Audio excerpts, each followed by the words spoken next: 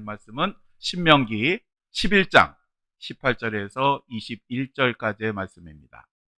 이러므로 너희는 나의 이 말을 너희의 마음과 뜻에 두고 또 그것을 너희의 손목에 메어 기호를 삼고 너희 미간에 붙여 표를 삼으며 또 그것을 너희의 자녀에게 가르치며 집에 앉아 있을 때에든지 길을 갈 때에든지 누워 있을 때에든지 일어날 때에든지 이 말씀을 강론하고 또 내 집 문설주와 밭간문에 기록하라.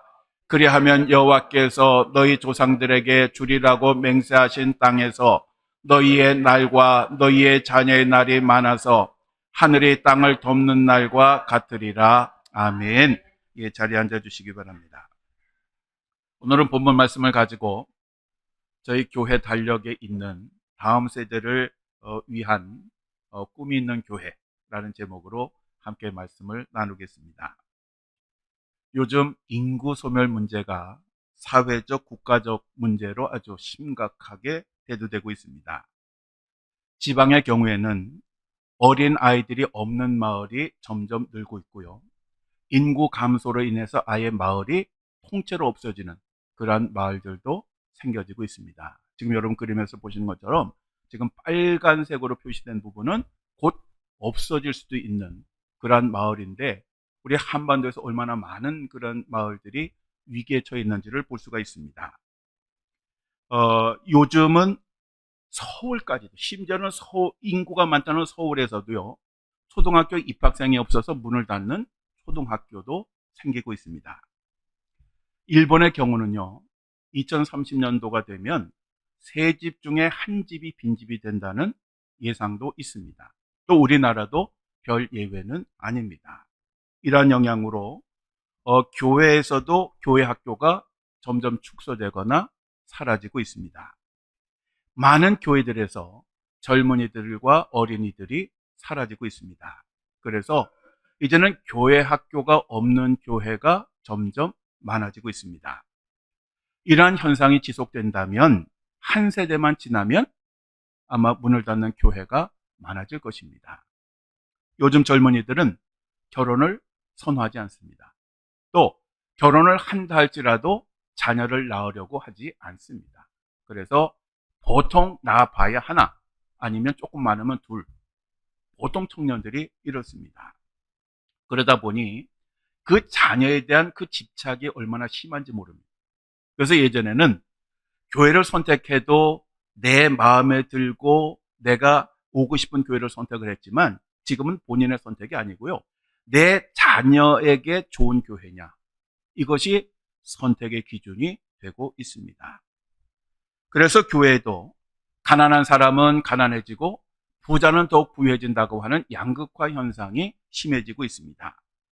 이 빈익빈 부익부 현상을 사회심리학이나 경제계에서는 마태 효과라고 부릅니다. 왜 마태 효과라고 부르느냐 하면 마태복음 25장 29절에 무릇 있는 자는 받아 풍족하게 되고 없는 자는 그 있는 것까지 빼앗기리라 라고 예수님께서 말씀을 하신 것에 근거를 둡니다. 예수님은 달란트의 비유를 통해서 이것을 말씀하셨는데요, 이 말씀에 근거해서 사람들이 이 빈익빈 부익부의 현상을 마태 효과라고 그렇게 명칭을 한 것입니다. 이 말씀처럼요, 요즘은 아이들이 큰 교회로 몰리고 있습니다. 왜냐하면 큰 교회들은 그 어린이들을 수용할 수 있는 준비가 되어 있기 때문에 그렇습니다. 시설도 장비도 사람도 재정도 넉넉하게 준비가 되어 있습니다. 저희 연수동 지방에 인천중앙교회가 있는데 이 인천중앙교회 가면 1층 로비에 아이들이 좋아할 만한 저런 천막 같은 것이 이렇게 쫙 쳐져 있습니다. 들어가면 바로 볼 수 있습니다. 그래서 이 아이들이 정말 오고 싶은 그런 교회를 만들었습니다. 옛날 같으면 저렇게 만들면 아니 이 교회의 어른들이 얼마인데 애들을 위한 이런 시설을 여기다 만드느냐 이렇게 얘기하지만 지금은 시대가 바뀌었습니다. 그러니까 제일 1층 사람들이 제일 보기 좋은 곳에 저렇게 만들어 놓고 교회 학교를 운영을 하는 것입니다. 그러니까 제가 그 아이를 가진 부모라도 저런 교회에 아이를 보내고 싶지 아무것도 없는 그러한 교회에 보내고 싶겠습니까? 사실 오늘 설교는요, 하고 싶지도 않고요, 피하고 싶은 그러한 설교입니다. 왜냐하면 오늘 우리 교회의 가장 아픈 현실을 이야기해야 하기 때문에 그렇습니다. 그리고 어떻게 보면 사실은 우리와는 별 상관도 없을 것, 당분간은 상관도 없을 것 같은 그러한 이야기이기 때문에 그렇습니다. 그런데 문제는 만약에 어린아이를 가진 젊은 부부가 우리 교회에 온다면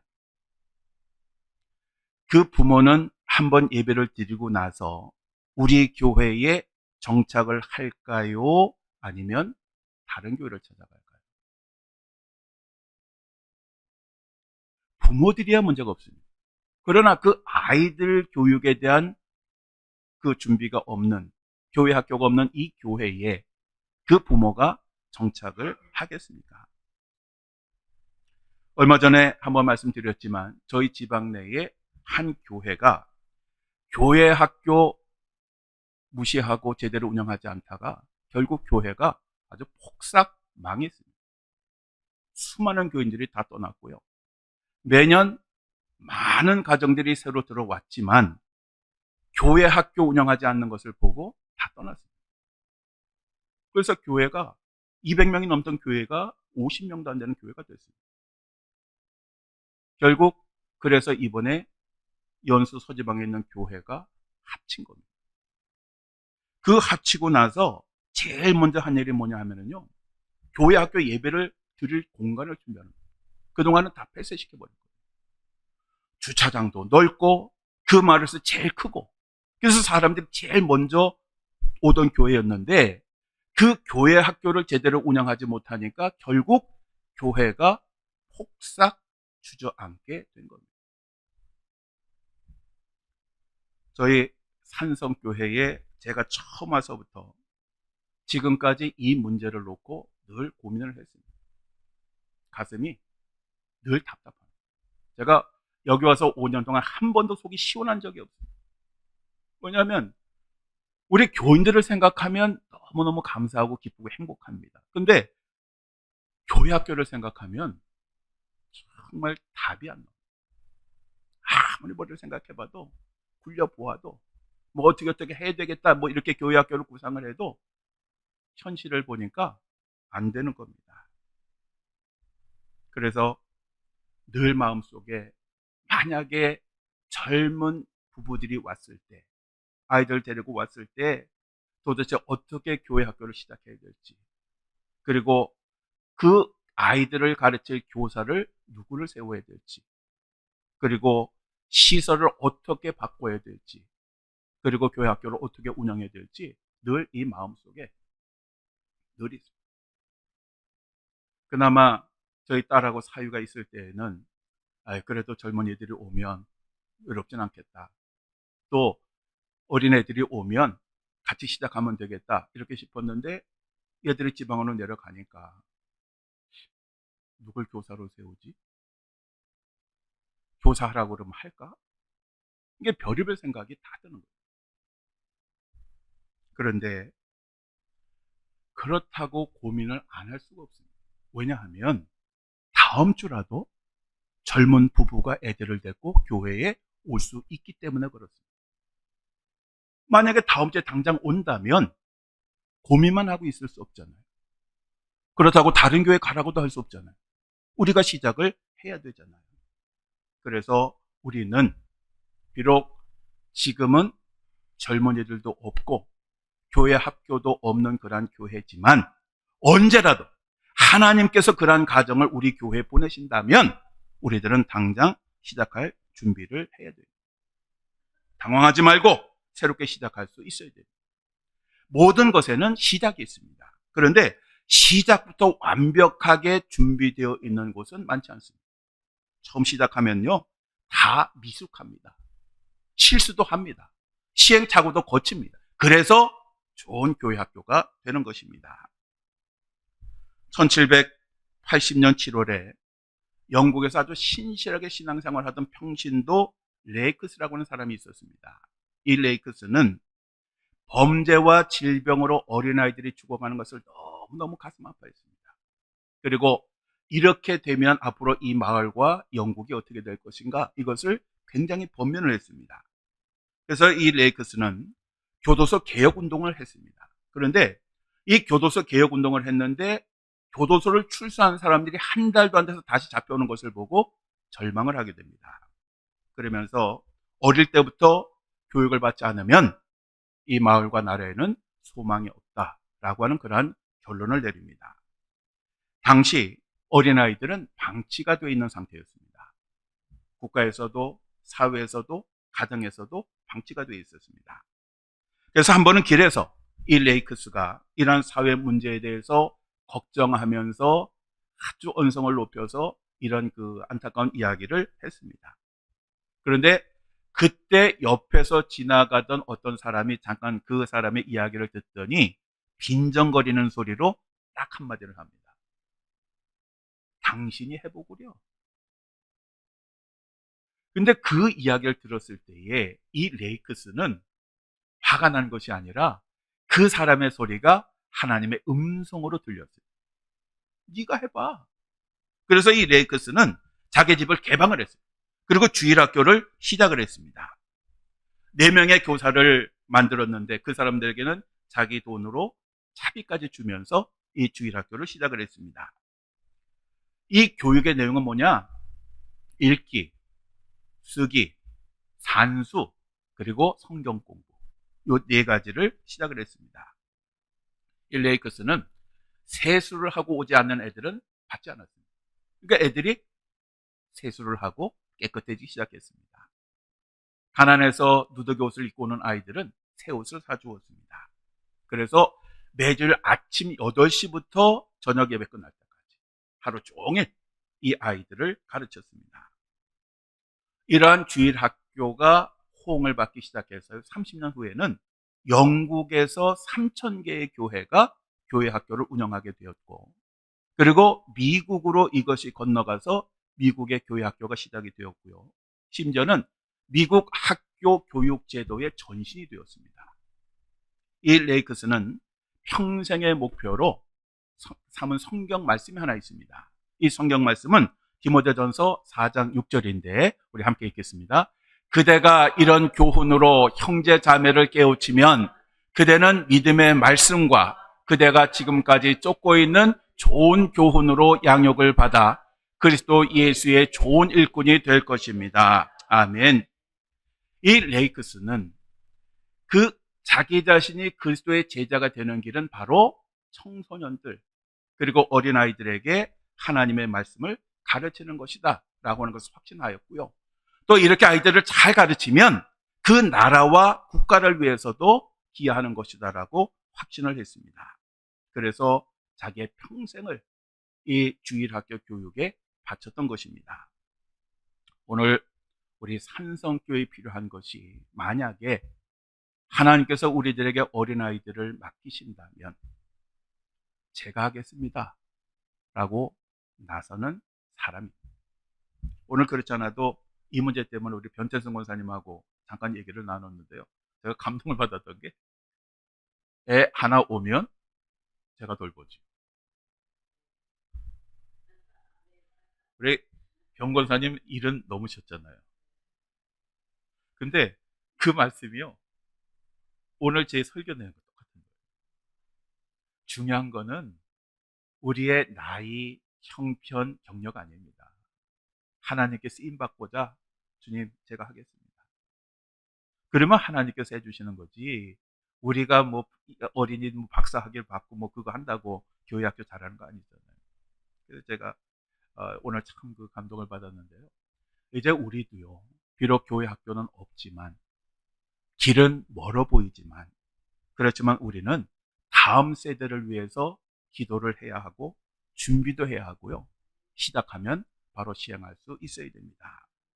교회 학교는 수단이 아니라 목적이 되어야 됩니다. 제가 하객교회에서 청년들을 지도할 때에 청년들의 불만이 뭐냐 하면 우리 청년들은 교회의 수단이냐. 왜 그런 얘기 하냐면 항상 모든 행사를 하면 청년들을 동원합니다. 얼마나 바쁜지 몰라 교회 행사를 하면. 그리고 끝나면 청년들이 다 뒷정리해야 됩니다. 그럼 청년들은 다 지쳐 있어요. 그런데 교회는 그걸 당연하게 합니다. 그러니까 청년들이 처음에 뭐 그렇진 않았겠지만 자꾸 그런 일이 반복되다 보니까 우리가 교회에서 존재하는 이유가 뭐야? 이런 뒤치다거리 하라고 우리가 있는 거야? 물론 그들의 생각이 옳다는 것은 아닙니다. 그렇지만 그들이 그렇게 느낄 정도로 오늘 교회들이 그렇게 쉽게 생각하고 있다고 하는 것입니다. 다음 세대가 급격히 줄어들고 있는 이 시대에 교회 생존을 위해서 교회들은 다음 세대를 준비를 해야 합니다. 그리고 모든 것을 걸어야 합니다. 다음 세대가 교회의 중심이 되어야 하고 다음 세대가 교회 운영의 주체가 되어야 합니다. 그렇지 않으면 교회는 미래가 없습니다.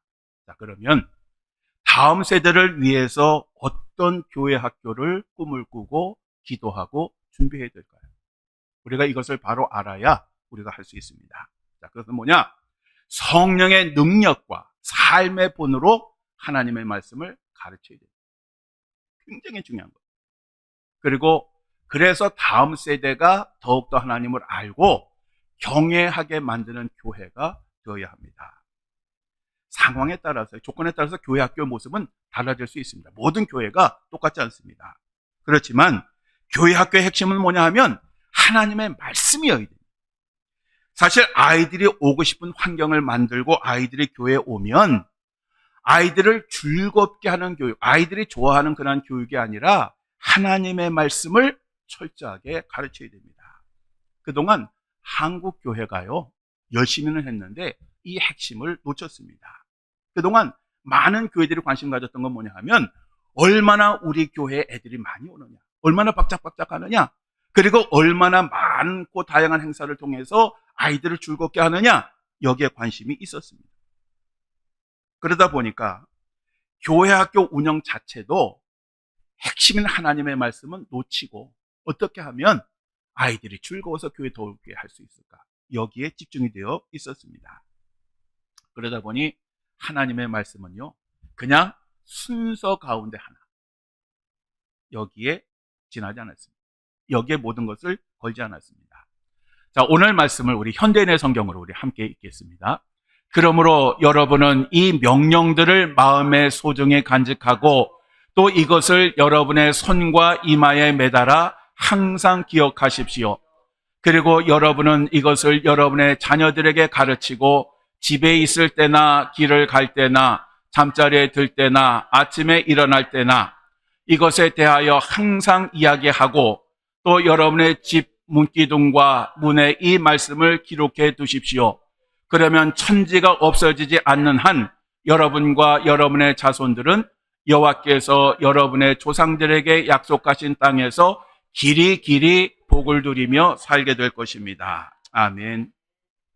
우리가 먼저 해야 될 것은 뭐냐면 하나님의 말씀을 내 마음에 새겨야 돼요. 내 마음에 새기고요, 이 하나님의 말씀이 나의 행동과 삶의 표준이 되어야 합니다. 왜냐하면 하나님의 말씀은 우리들의 삶의 등불이요, 우리들의 앞길을 비추는 빛이기 때문에 그렇습니다. 그래서 시편 119편 105절에 이렇게 말씀하고 있죠. 주의 말씀은 내 발의 등이요 내 길의 빛이니이다. 아멘. 지금 다음 세대에 정말 가장 급박하고 필요한 게 뭐냐 하면 하나님의 말씀입니다. 요즘 아이들이 자꾸 엇나가는 이유가 무엇일까요? 부모들이 잘못해줘서? 아니면 과거보다 가진 것이 없어서? 아닙니다. 지금 아이들은 갈 길을 잃었습니다. 부모들도 마찬가지입니다. 소경이 소경을 인도할 수 없는데 부모가 소경이 되었습니다. 그래서 지금 이 시대에 필요한 것, 또 다음 세대에 필요한 것이 뭐냐 하면 하나님의 말씀인데, 이 하나님의 말씀을 어디에서만 가르칠 수 있습니까? 교회에서만 가르칠 수가 있습니다. 그리고 본문 19절에 너희의 자녀에게 가르치며 라고 말씀하고 있는데, 이 가르치며라고 하는 말은 훈련하다, 시행하다라고 하는 의미가 있습니다. 즉 하나님의 말씀을 단순히 지식적으로 뭐 줄줄줄줄 외워가지고 성경을 아는 것으로 끝나는 것이 아니라 그 말씀을 삶에서 실천하도록 훈련을 시키는 것, 바로 이것이 기독교 교육의 목적이 되어야 한다는 것입니다. 그리고 또 뭐라 그럽니까? 집에서든지 길에서든지 잠잘 때든지 일어날 때든지 그리고 문 앞에다가 그리고 문에다가 하나님의 말씀을 붙이고 아이들을 끊임없이 가르치라고 말씀을 하고 있습니다. 저기 말씀은 하나님의 말씀을 가르치는 것은 교회에서만이 아니라 어디에서든지 항상 이 말씀을 가르치라는 것입니다. 저 기독교 교육이라고 하는 것은 교회에서뿐만 아니라 가정에서도 이 아이들을 잘 가르쳐야 됩니다. 그래서 교회 학교는 교회만 가르치는 것이 아니라 교회와 가정이 하나가 되어서 아이들을 가르치고 지도를 해야 됩니다. 특별히 자녀들은 일주일에 교회에 와서 교육받는 시간이 얼마나 되겠습니까? 일주일에 하루 교육입니다. 그리고 6일은 가정과 학교에서 보냅니다. 또 교회에 왔을 때 하나님의 말씀을 얼마나 들을까요? 아마 전체 예배 드릴 때 설교 10분, 그리고 분방 공부할 때 10분, 한 20분 정도 듣습니다. 그것 가지고 아이들이 어떻게 말씀을 배우고 그 말씀을 삶에 적용하고 변화가 될 수가 있겠습니까? 그래서 교회는 항상 교회에서 가르치는 것으로 끝날 것이 아니라 가정에서 그 부모들이 아이들을 잘 가르치고 신앙적으로 양육하고 그리고 신앙적인 삶을 살 수 있도록 그렇게 협조를 잘 해 주어야 하는 것입니다. 그렇게 될 때에 그 부모들도 복을 받고 자녀들도 복을 받는다라고 누가 말씀하시느냐? 하나님이 말씀을 하시는 것입니다. 사랑하는 성도 여러분, 잠언 29장 18절에 이런 말씀합니다. 묵시가 없으면 백성이 방자에 행하거니와 율법을 지키는 자는 복이 있느니라. 아멘. 되게 어려운 말씀이죠. 그래서 제가 가끔 이제 설교 때에 세번역 성경이나 현대인의 성경을 인용하는 이유가 표현이 좀 쉬워서 그렇습니다. 지금 이 구절을요, 킹 제임스 버전 영어 버전에는 어떻게 번역하냐 하면 비전이 없는 백성은 망한다 라고 그렇게 번역을 하고 있습니다. 우리가 다음 세대를 품을 수 있는 꿈과 비전을 가지고 지금부터 준비를 해야 합니다. 꿈과 비전이 없으면 아무것도 할 수 있는 게 없습니다. 그러나 꿈과 비전을 가지고 하나님 앞에 기도하면 하나님께서 우리들의 앞길을 인도하여 주시고 또 우리들에게 사람도 보내주시고 필요한 것도 채워주실 것입니다. 여러분, 우리가 정말 매일 함께 이걸 놓고 기도해야 됩니다. 항상 이번 달뿐만 아니라 1년 내내 매일매일 다음 세대를 저희들에게 보내주시고 저희가 그 다음 세대를 잘 가르쳐서 교회에 정착하고 하나님의 사람으로 만들 수 있도록 해달라고 함께 기도해야 하고 또 언제라도 그런 것이 시작이 되면 주님, 제가 하겠습니다. 부족하고 연약하고 경험은 없지만 내가 배워서라도 내가 열심히 하겠습니다 라고 하고 준비를 하면 하나님께서 우리를 보시고 맡겨주시지 않을까요? 마지막으로 마가복음 9장 23절 우리 함께 읽고 마치겠습니다. 할 수 있거든이 무슨 말이냐? 믿는 자에게는 능히 하지 못할 일이 없느니라. 아멘. 우리 다 함께 기도하시겠습니다.